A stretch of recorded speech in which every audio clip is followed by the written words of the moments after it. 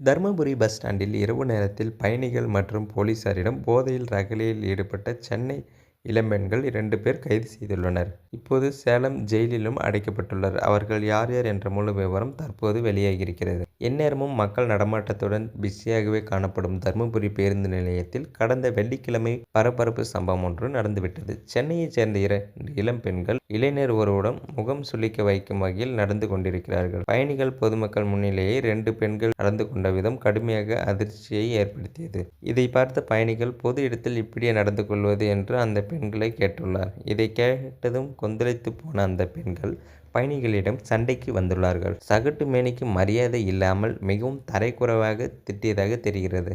இந்த 2 பெண்களும் சென்னை காசிமேடு பகுதியைச் சேர்ந்தவர்கள் என்றும் மதுபோதையில் இருந்ததாகவும் தெரிகிறது. பெண்கள் செய்த ரகளையால் போலீசார் அங்கு விரைந்து வந்தனர். ஆனால் போலீசாரையும் அந்த பெண்கள் தரைக்குறைவாக பேசி ரகளை செய்திருக்கிறார்கள். ரோந்து பணியில் இருந்த போலீசாரிடம் கடும் வாக்குவாதத்தில் ஈடுபட்டுள்ளனர். அதில் ஒரு பெண் சிகரெட் புகைத்து கொண்டு, தாங்கள் சென்னை காசிமேடு பகுதியைச் சேர்ந்தவர்கள், காசிமேடு கோர்ட்டர் பர்மா நகர் தெரியுமா, லோகானா தெரியுமா, பர்மா நகர்ல தனசேகர் தெரியுமா, தனசேகர் வந்தா கிளி தொங்க விட்டுருவாரு, அவரை பேரை கேட்டா உனக்கு அள்ளு விடாது, உயிரவே உற்றுவ, நீ எல்லாம் பேசவே கூடாது, போயிட்டே இரு என்றார். பிறகு போலீஸ்காரரையும் பயணிகளையும் தகாத வார்த்தையால் திட்டியதுடன் அடிக்க பாய்ந்து அவர்களை கீழே தள்ளிவிட்டனர்.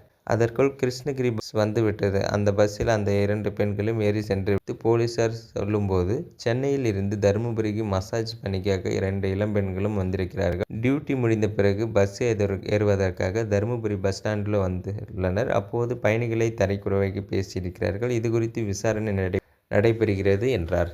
எனினும் பஸ் ஸ்டாண்டில் 2 பெண்களுக்கு ரகளை செய்தது வீடியோவாக சோசியல் மீடியாவில் பரவ துவங்கியது. பெண்கள் பேசிய தகாத வார்த்தைகளை கண்டு பொதுமக்கள் அதிர்ச்சியடைந்து வருகின்றனர்.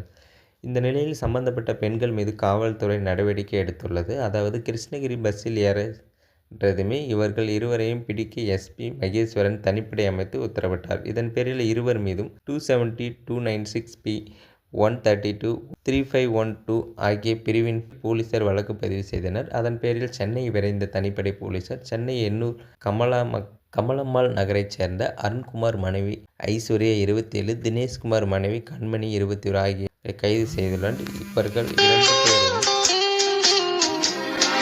இவர்கள் 2 பேருமே நெருங்கிய தோழிகள் ஆவர். 2 பேருமே தங்களது கணவனிடம் சண்டை போட்டுவிட்டு தனியாக வாழ்ந்து வருகிறார்கள். மசாஜ் செய்வது இவர்களது பணி என்பதால் சென்னை மற்றும் திருச்சி, கோவை, மதுரை உள்ளிட்ட இடங்களுக்கு சென்று மசாஜ் சென்டர்களில் பணியாற்றி வந்துள்ளனர்.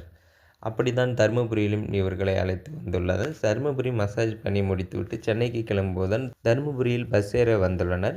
அதனால் அங்கு பஸ் எதுவும் இல்லாததால் விடியற் காலையில்தான் பஸ் என்பதாலும் மது குடித்துவிட்டு அங்கேயே ரகளையில் ஈடுபட்டு பிறகு கிருஷ்ணகிரிக்கு சென்று அங்கிருந்து சென்னை சென்றதுமே தெரிய வந்துள்ளது. இதையடுத்து இருவரையும் தனிப்படை போலீசார் தர்மபுரிக்கு அழைத்து வந்து மாஜிஸ்திரேட் முன்பு ஆஜர்படுத்தினர். மாஜிஸ்திரேட் உத்தரவின் பேரில் இருவரும் சேலம் மகளிர் ஜெயிலில் தற்போது மேலும் அவர்களை தர்மபுரிக்கு அழைத்து வந்து ஆண்கள் குறித்து போலீசார் விசாரித்து வருகின்றனர்.